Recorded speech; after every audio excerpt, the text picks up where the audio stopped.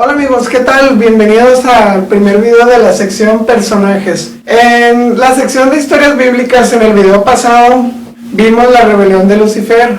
En este video ahora vamos a ver a Lucifer como un personaje, los propósitos que tuvo, las estrategias que utilizó para su rebelión. Para explicar esto, usaremos la imaginación e ilustraremos cuáles pudieron haber sido las palabras de Lucifer que utilizó para defender sus ideas o engañar a algunos ángeles. La base bíblica está en el video que te acabo de mencionar, la rebelión de Lucifer. Sabemos que el reino de los cielos antes de esta rebelión era todo armonía, paz y tranquilidad, hasta que Lucifer se quiso sentir tan exaltado como el mismo Cristo y sintió envidia y quiso intervenir en las decisiones del gobierno de Dios. Por primera vez en la historia, la armonía del reino de los cielos había dejado de ser perfecta. Algunos ángeles se preocuparon cuando vieron que Lucifer empezó a servirse a sí mismo en vez de servir a su rey. Se reunieron con él y le rogaron encarecidamente que abandonara su propósito.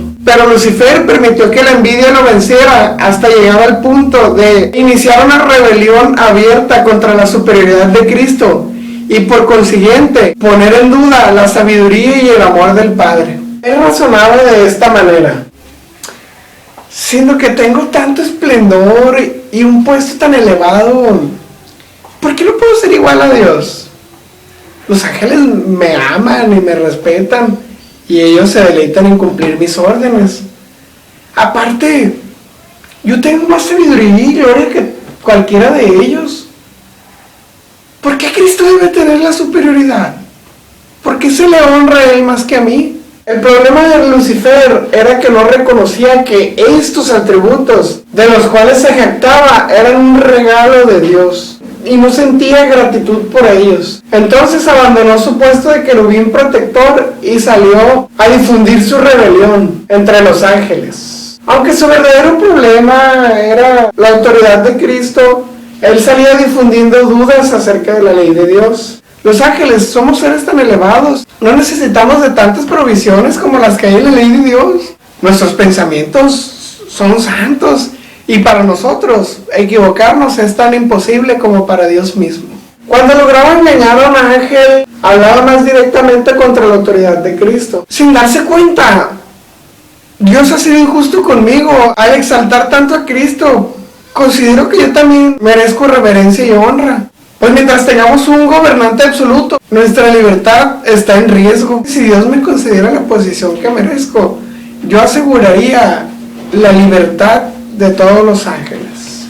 Lucifer hizo circular todos estos engaños alrededor de todo el reino. Aprovechándose de la confianza que le tenían estos ángeles, Lucifer los inducía a expresar sus inconformidades contra el gobierno de Dios. Y entonces decía: ¿ya ven cómo hay tantos ángeles que no están contentos? Mi lealtad hacia Dios no ha cambiado, solo que ya hacen falta algunos cambios necesarios en la ley de Dios para que se mantenga la estabilidad de su gobierno.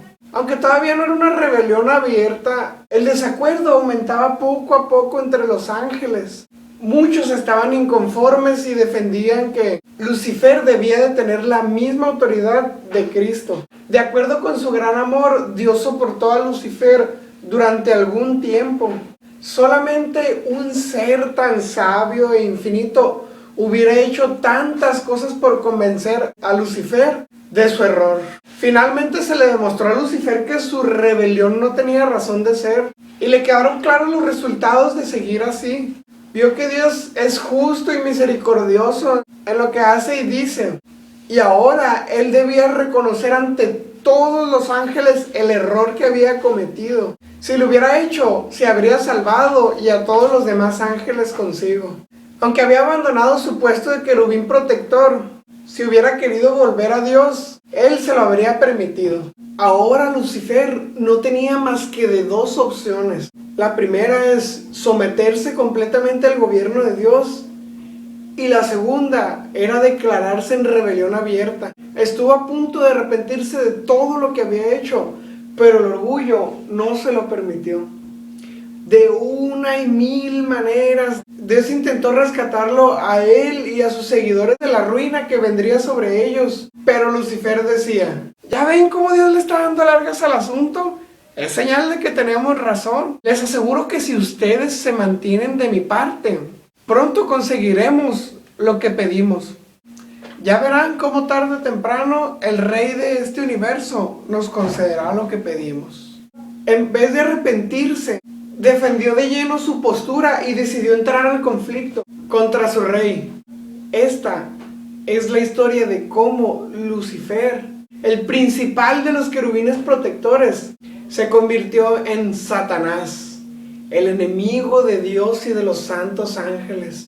Cuando los ángeles fieles hablaron con Lucifer, él los despreció y dijo ante todos, la preferencia otorgada a Cristo me parece una injusticia, tanto para mí como para los demás ángeles. A partir de hoy ya no me someteré más a esa violación de nuestros derechos. Nunca más reconoceré la superioridad de Cristo. Seguiré luchando por el honor que se me ha negado. Y si ustedes vienen conmigo, les prometo que juntos fundaremos un mejor gobierno donde gozaremos de verdadera libertad. Muchos ángeles decidieron seguirlo aquel día. Los ángeles fieles dijeron a los seguidores de Satanás, amigos míos, ningún ángel puede oponerse exitosamente a la ley de Dios. Presten oídos sordos a Lucifer. Antes bien, vayan a la presencia de Dios. Confiesen su error de haber dudado de la sabiduría y de la autoridad de Dios. Muchos de ellos estuvieron dispuestos a escucharlos, pero Satanás les dijo, todos nosotros hemos ido demasiado lejos para retroceder. Conozco la ley y es demasiado estricta. Dios no perdonará a nadie, no se dejen engañar. Nuestra única salida es declarar nuestra libertad y obtener por la fuerza los derechos que se nos han negado. Al poco tiempo, Satanás fue expulsado del reino de los cielos y se llevó consigo a la tercera parte de los ángeles. Ya que Lucifer es el personaje principal de este video, hemos estudiado las acciones que él hizo para defender su rebelión. Pero también cabe destacar las acciones que Dios hizo para hacer frente a la rebelión. Ahora la pregunta es, si Dios es todopoderoso, ¿por qué no destruyó o echó del cielo a Satanás antes de que tantos ángeles fueran engañados y se unieran a su rebelión? La respuesta es porque todo lo que decía Lucifer estaba lleno de misterio y era muy difícil explicarles a los ángeles la verdadera naturaleza de su obra. Y si a su poder para engañar le añadimos su elevada posición como querubín protector, el amor que le tenían los demás ángeles y la relación estrecha con el gobierno del cielo, nos da igual a una influencia enorme. Y aparte de todo, él se la pasaba tergiversando el propósito del gobierno de Dios.